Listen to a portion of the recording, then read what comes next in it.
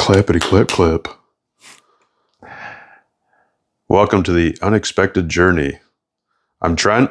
This is Clinton. Hey, how's it going?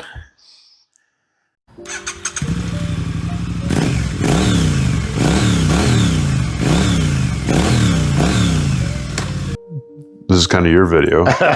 We're gonna be talking about you more so in this video than myself or the bike show. The bike show was great. Well, yeah, so the last, a little while ago, we went to the Toronto Motorcycle and Power Sports Show.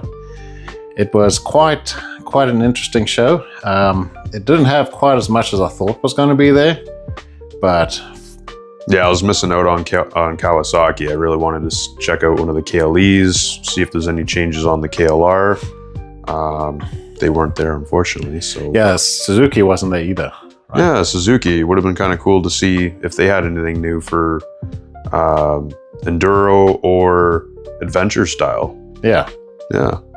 Well, being on a Harley, like a Harley adventure bike, that was something else. Like that was really cool. First time I think I've ever been on a Harley. I have never seen a Harley rigged out for ATV riding. Well, ADV riding, I should say, not ATV.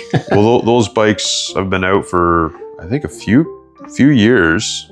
And I did see a few videos of some fellas. There was like 6 of them, and they're all just going, and I'm like, wow. Yeah, I don't know. I think it's just, for me personally, it's just too big of a bike for the trail. Yeah. You know, if you're doing maybe the odd little side gravel road between your pavements, sure. But for actual going a little bit more into like a logging road and that, I don't think so.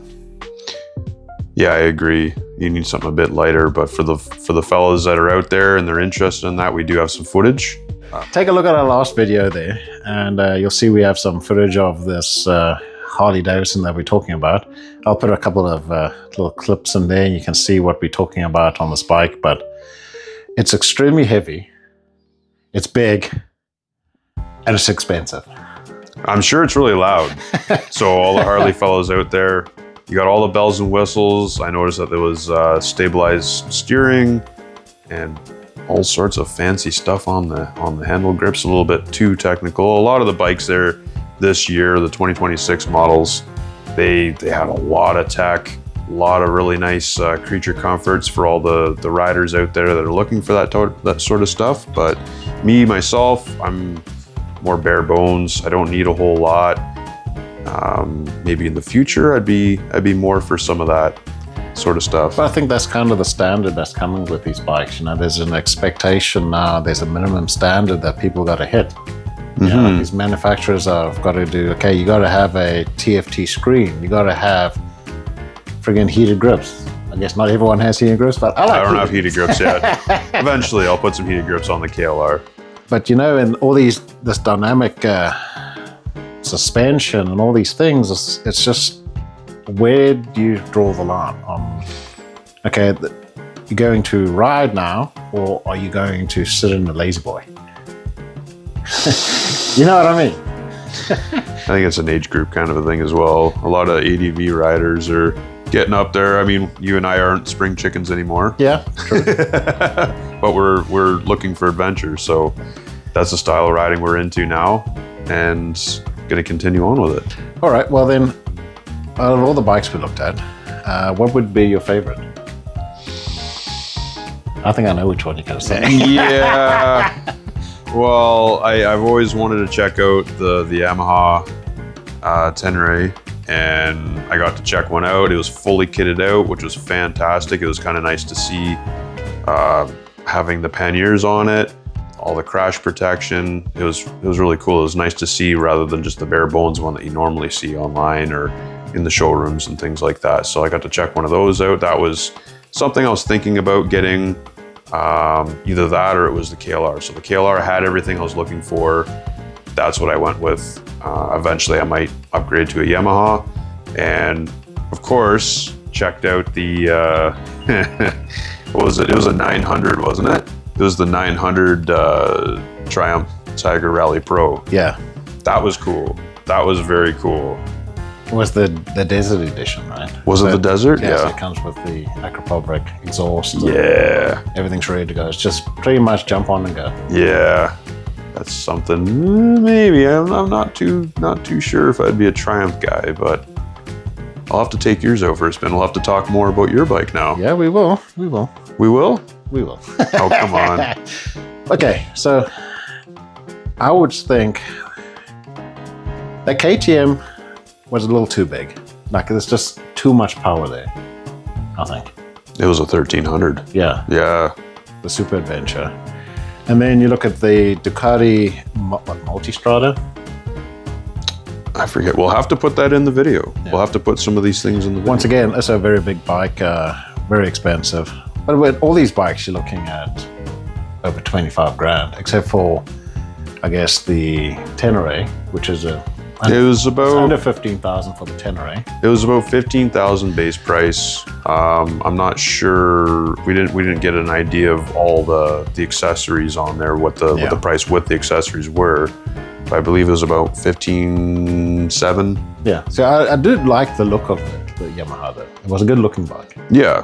you know, but the BMWs, they just seemed over big, like too bulky. Yeah.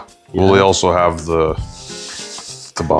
boxer on those. Yeah, it's got the side pots on the fucking motor there, and it's just huge, you know. But it's got everything you need on it. Oh, lots and lots of It's tech. got everything plus Lots of what tech. you don't need on it. Yes. Right. Yeah, like some people are looking for that. Again, we're pretty bare bones type of riders. Yeah, me personally, I would have rather looked at that 900 BMW. It was a bit more smaller, a bit more, I think you could throw it around a bit better than the GS 1300. Yeah. You know what I mean? Yeah. And yeah. And then what about the Africa Twin? I like the Africa. I really like the You know, Africa I Twin. like the look of the Africa Twin. Yes. You know, I like the sleekness of it. It's got a bit of a motocross style seat on it, you know? Not like but would you go distance with it, you know? Would you tour with it? Probably not as much. You know, you're not going, it's a totally different ride, I think, to like a GS or a Triumph. Well, they're definitely a tried and true model. Well, they've been around forever. They've been around forever, just like the KLR, but I don't think the KLR's ever competed in Dakar. Yeah. So the Africa Twin has that. Africa Twin's also a decent price, but I think it's lacking in power. As you mentioned, compared to what else is in the class. That's What else the is thing. available? It's 1100, you know, but it's just not pushing out the horses I think that I would have expected from that bike. Mm-hmm. I believe the older ones were 750s. Yeah, And those things were quite torquey. yeah. So yeah, we'll have to go for a Honda day sometime and check one out. No, there's actually a ride coming up now this summer, and I don't know if anyone else is going to it, but it's there in Prince Edward County at, I think it's Base 31. And it's a whole weekend ride, and there's a bit of adventure riding on it, and there's going to be some manufacturers there with some bikes, and they're going to do some demo days, and I'm thinking we might be going to that. Well, we're going to try, and then we can give some actual on-bike reviews on some of these bikes. Yeah, that'd be a lot of fun. Yeah. That'd be a lot of fun. I'd be looking forward to that. Like, just have to see what the weather's going to be like and what kind of gear we need to bring if we do go. Yeah, for sure. So yeah, do we want to talk about your old bike? Because that's what we were kind of. All right, well, yeah, you know, I guess we'll talk about me a little bit. Talk about you. It's all about me. So, folks, we have to talk about Clinton. All right, let's talk about me. We did some of mine last time. Now it's Clinton's turn. Okay, well, I've been riding since about 7 or 8 years old. I think that's when I started riding. I think the first bike I had was a Yamaha 50cc. Wow. But it was a road bike. It wasn't a dirt bike. You know, back in Africa there, but man, we just rode the shit out of that bike. Oh, I bet. And then, over the years, rode dirt, rode street. You know, I went from riding dirt bikes and sports bikes. Like my favorite bike, obviously, I've had so far would be the Honda CBR 600 RR. Just a friggin' rocket. You know, it was such a great bike. I'll probably just throw a picture up. Yeah. And then over the next little while, I kind of age caught up to me a bit, and I kind of slowed down a little bit and started getting into this adventure riding. And the more I get into it, the more interesting it is, the more I want to do it, the more I want to go camping, the more I just want to be out in nature. So then I ended up getting a Beamer, BMW GS 650. Rode that for a season, went up to Manitoulin with it, toured Manitoulin Island, done some trails up there. But I'm a bigger guy, and I just found that was just a little underpowered for me. Like I said, I'm used to a bit more oomph. Yeah. Well, we did go up to Creemore. We did the Creemore run. Yeah, we did, I did put quite a few Ks on that bike when it was all said and done, but We did do a few rides with our buddy as well. yeah. But I sold that, Mm-hmm. and now I have something else. Yes, you do. Something I was considering the GS 1300. Because I had a Beamer, I was looking at a Beamer again. But they're fucking expensive. Yeah, they're an expensive bike. Yep.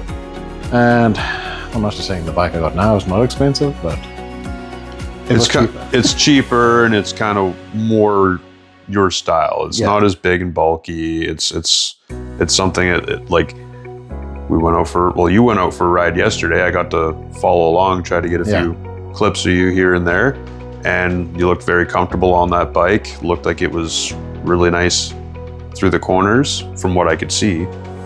Yeah, no, it was a great bike. So to let you guys know, it's a 2023 Yeah. Triumph Tiger 1200 Rally Pro. Yeah. It's such a mouthful. It is a mouthful. Yeah, I'll put up a picture there, and you can see the day I picked it up. Got a picture of that. Yeah, and then, well, got a few little short clips as well. Yesterday we went for brunch and checked out one of our favorite places. Yeah, so it is still the beginning of March here, and we have quite a bit of snow around, so it's weird riding with all the snow around. Yeah, that would have been, but yesterday was such a nice day. Oh my goodness. Out in t-shirts, just chilling, having coffee on the deck before work, and yeah, got to enjoy it while you still can, as all Canadians. You know, you get a mild-ish day in March, you're jumping. You're throwing the shorts on, the t-shirt, you're out there enjoying the sun, so you got to make the best of it. Oh yeah, for sure. It's like, I'm trying to think, apparently Monday is supposed to be a nice sunnier, warmer day, so I might go for another boot on it, get a bit more seat time on this bike. I would like eventually, in the next month or two, we're going to be hitting some trails up on the bike, so I want to kind of get it a little bit more situated on this bike before hitting up some trails. Mm-hmm. And yeah, it's for me, this is the most advanced bike I've ever had. I've never had so many gadgets on a bike before, but it takes a little bit to get used to. But so far, I'm loving that bike. It's got power, it's got handling. Well, happy. you were mentioning it was power through all the gears. Doesn't matter what gear, you just open it up, it goes. That's fantastic. See, originally I was considering the 900, but I don't know. I just last minute I decided, okay, I'm going to look for the 1200. I still think you'd be fine on the 900, but See, my concern was, okay, what if I'm two up? Not that I'm going to be two up very often, but what if I'm loaded up with a bunch of gear for going on quite an adventure? yeah, That was my only concern. yeah. If you have a passenger on there and you have your gear as well. Yeah. Yeah, I get that. Yeah, so that was the only thing, but so far, so good. Well, you're pretty lucky you have a backpack. I need to find a backpack still. Well, Clinton, I can't wait until I can get the KLR out. There's still snow on the ground. I'm not really too keen on riding on salt and sand. I think I'm going to wait maybe a few more weeks. If we get a good solid week of a good weather, I'm going to have to dig the KLR out of where it's stored. We'll do a little video of the bike coming out. It's like an unboxing. Yeah. Well, that's what Unboxing of the I've been shed. thinking of, just doing something kind of fun, nothing too serious, but something kind of serious at the start, just like kind of make it fun. A little bit of creativity. Yeah. Well, you'll see. We'll put something up. Yeah, I'm sure we will. We'll have some fun with that. I want to talk a little bit about camping on this year's adventure. To start off with tents. What do you think about tenting on a bike? Well, I've been wanting to do that for years. Yeah. And, well, funny story about camping. I had a tent, still have it. It's a 3-person ultralight backpacking tent. And had my dog in there with me. The first time I ever set it up, she ended up poking her head out of the screen, so I got a big hole in it. I've been kind of debating whether or not getting a new tent or seeing if I can get this one repaired. Right now it's just all tuck taped up. I haven't even been able to use it because when I had it set up, the bugs were getting in. You can't sleep in a tent with bugs buzzing around your head. That's just terrible. That's awful. How are you supposed to get any sleep? Oh, it was terrible. Well, I've been looking at the Lone Rider tent. Yeah, those are nice. Now, you know, got a little bit of room to sleep, you know, a little bit of room for your gear, and you got that vestibule garage thing. And that's kind of interesting. Well, you could do a little bit of cooking in there if it's raining. And that's the thing. Yep. You know? And like, something breaks on your bike, you got a spot to work on it. So. Well, it's definitely going to be, would you say, an upgrade or a little bit easier than your big safari tent that we've used for camping. The tent I've usually used is this massive safari tent. But anyway, it's just like a family tent. It's massive. Yeah. It's like a base station tent, basically. You could be out there for months hanging out in that canvas tent. So obviously we're looking for something compact that'll fit on the back of the bike and easy to set up. If anyone has any ideas or any recommendations of what they've used, let us know. Right? Yeah, like right now, currently the tent that I have is the Big Agnes. I think it's the Blacktail 3. And again, I only got to use it once. Barely. Didn't even get one night out of it because my dog put a hole in it. But easy, like it was the easiest tent I've ever been able to set up on my own. Just whipped together, nice and stable. You need an easy tent to set up. Something that you enjoy setting up. Something that's not going to take half an hour to set up. Well, or need 2 people. This thing Or I could need just put up. First tent I could ever just put up on my own, and it was sure. super light. Yeah. I'd feel comfortable backpacking with it, throwing it on the back of a bicycle, and eventually on my motorcycle. Oh, yeah. No, it's just you need a tent that is lightweight, easy to set up, and quick to set up. Yes. And single person can set up. Well, I think the Lone Rider that you were looking at could probably be a decent one for you. Yeah, I think so. But like I say, it's that's more motorcycle purposed, right? That's the thing, right? Yeah. And it all depends on, are you going to camp for one night? Are you going to camp for multiple nights? Is this a whole week journey kind of thing? I don't know. You know, so I don't really know what we're going to get into just yet. And it's definitely going to be an experience.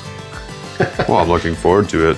Just getting out it a few times with the gear, bike's fully loaded up, see how that feels, you know, going through some corners and on some trails and going from there. And Honestly, I just can't wait to hit a trail. I'm so excited just to hit a trail. Well, we have to wait till May before we can even hit the Dundalk Trail. Unfortunately. But there's some dirt roads I'm going to hit up in the next little while. Oh, Might be yeah. a little messy, but yeah, whatever. we'll have to wash the bikes off, but we could do some footage of that too. Yeah. So? Well, I guess we should end the video. Oh, okay. I guess we should end the video here. I was going to tease you about that little phone call you had with your mom before we started the video, which was really cute, by the way. Oh, yeah, my folks are back in Africa right now, so on holiday. But, yeah, always love your mum. Love you, Mom. Anyways, so thanks for viewing our video, and please like and subscribe. It really will help us out a lot.